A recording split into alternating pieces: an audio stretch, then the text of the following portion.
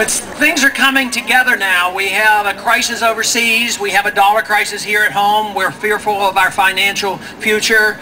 And all of a sudden, the people realize that government doesn't work real well. But we strongly believe not only is freedom practical, but it's popular as well.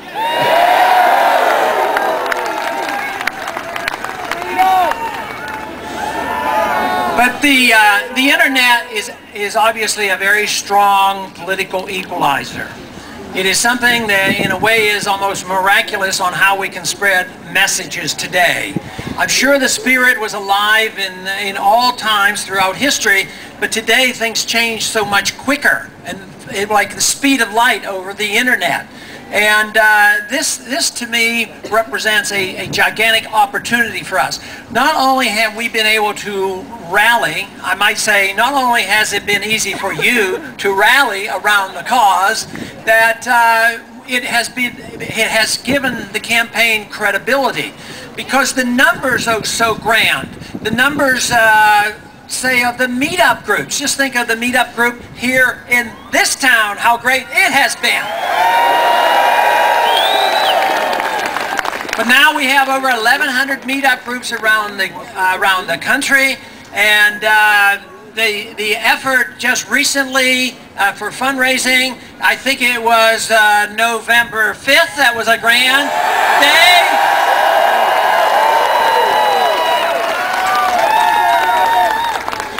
But it's a little bit disappointing that the larger audience needs to be convinced.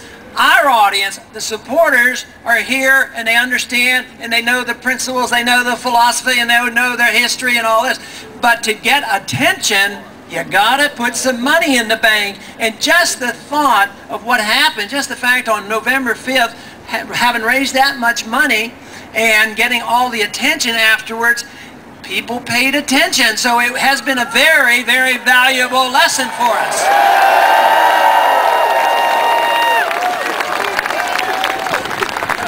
This also means that this campaign is spreading by leaps and bounds, that we will be able to participate. We will be buying more TV and radio and more direct mail, and I am sure there's going to be a lot more joining us.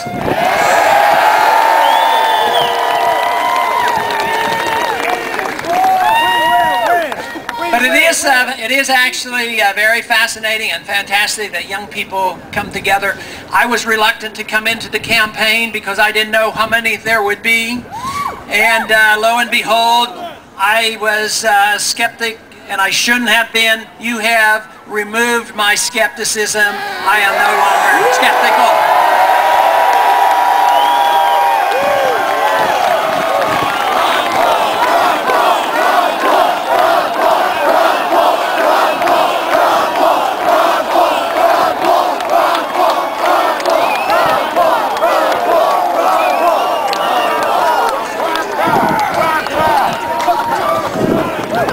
The efforts that has been made, and it continues, and we cannot let our guard down, and that is the move toward the surveillance of every one of us through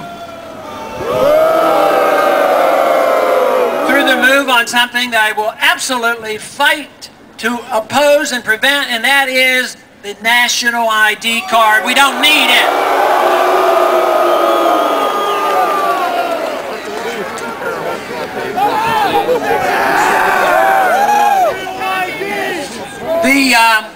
The number of people that we're getting obviously are growing, but again, I think what is such a delight and a pleasant surprise, but is very logical, is how different kinds of people come together. That is just so wonderful. There's less division, less divisiveness. But it's right and proper to be that way. Why shouldn't it be popular and right and best for us to allow people to run their own lives? I mean, what's so strange about that? You know, in doing that, most of the time our country and our politicians give pretty good lip service to freedom of speech, even though at times it can be abused and political correctness can get carried away. And for the most part, we're allowed to lead our spiritual lives as we see fit.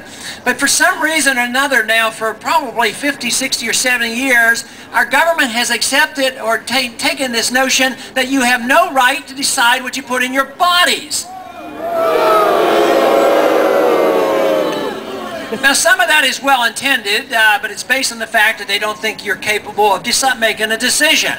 Of course, they would like to tell you that you can't smoke certain things at the same time. You know, I know a few people in Washington that drink a lot.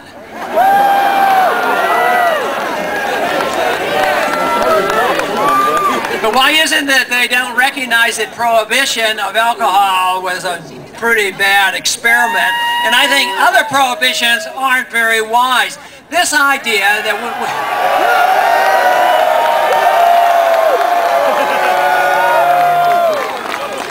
we have gotten to the point now where the compassionate conservatives tell us that we have to, at the federal level, override all state laws that allow people who have AIDS and cancer, who would be willing to smoke marijuana, to help themselves, that the compassionate conservatives stick to the principle that the federal government will overrule all state law and put them in prison. We don't need that.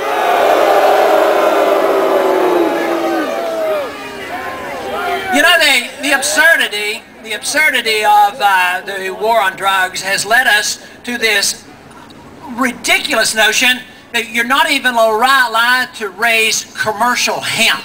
Does that make any sense at all?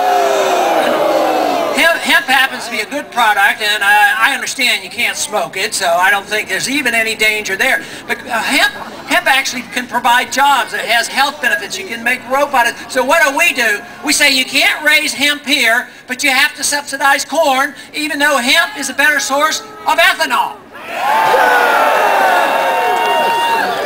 But of course, we allow, because we can't raise it here, you can raise hemp up in Canada. But the point being is, why does the government have to make all these decisions? And why should the federal government overrule these laws that the states pass, and they're the ones who are supposed to be controlling this?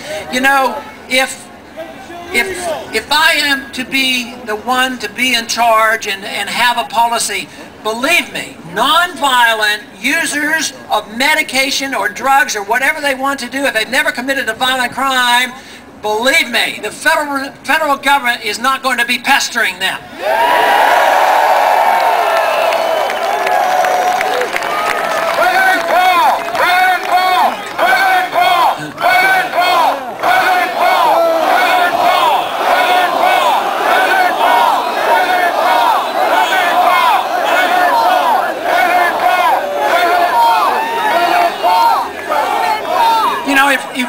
If we get our freedom back and we make that declaration and we win this fight, we have to realize that there will not be less prosperity. There's going to be a lot more prosperity. There is no way that we can become prosperous with based on the principle that the federal government takes money out of our pockets, send it to Washington, hire hundreds of thousands of bureaucrats, and then turn around and send less money back to the states with a lot of regulations and with the courts hounding us to death. What we need is to get them off our back and out of our lives, and the economy will thrive. But you do have to have some fundamental principles. You have to have property rights. Yes, we do. That means that we don't have government mandating eminent domain and taking our property from us.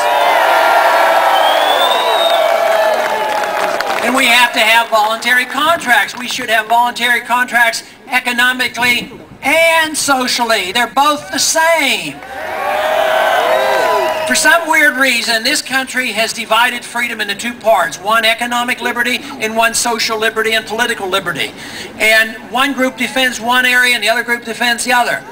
But what we need to do, and what we're doing in this campaign, is bringing this concept back together. It's one thing. Freedom means you can deal with your social life and your political life and your economic life on your terms without interfering with anybody else or with the government telling us what to do.